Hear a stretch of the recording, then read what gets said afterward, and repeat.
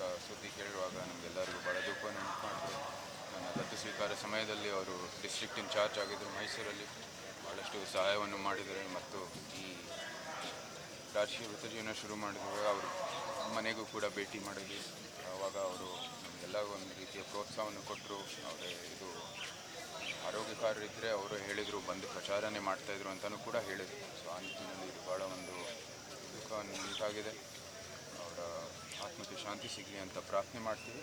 ಅವರ ಕುಟುಂಬದವರು, ಪರಿವಾರದವರಿಗೆ ಮತ್ತು ಅವರ ಹಲವಾರು ಅಭಿಮಾನಿಗಳಿಗೆ ನಾವು ಎಲ್ಲರಿಗೂ ಕಂಡೋಲೆನ್ಸನ್ನು ಸಲ್ಲಿಸುತ್ತಾ ಮತ್ತೊಮ್ಮೆ ಎಲ್ಲರ ದೇವರಲ್ಲಿ ಪ್ರಾರ್ಥನೆ ಮಾಡ್ತೀನಿ. ಎಲ್ಲರಿಗೂ ಈ ಕಷ್ಟದಿಂದ ಆಚೆ ಬರಬೇಕು ಪ್ರಾರ್ಥನೆಯನ್ನು ಮಾಡ್ತೀನಿ. ಹೌದಪ್ಪ, ಒಂದು ದೊಡ್ಡ ಪ್ರೋತ್ಸಾಹವನ್ನು ಕೊಟ್ಟರು. ಅದರ ಜೊತೆಗೆ ಅವ್ರು ಹೇಳಿದ್ರು, ಇದು ಆರೋಗ್ಯಕಾರ ಇದ್ದರೆ ನಾನೇ ಪ್ರಚಾರಕ್ಕೆ ಬರ್ತಾಯಿದೆ ಅಂತ ಹೇಳಿದ್ರು.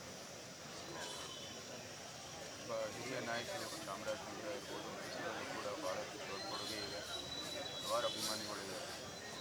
ಎಲ್ಲರಿಗೂ ನಮ್ಮ ಕಂಡೋಲೆನ್ಸ್. Thank you.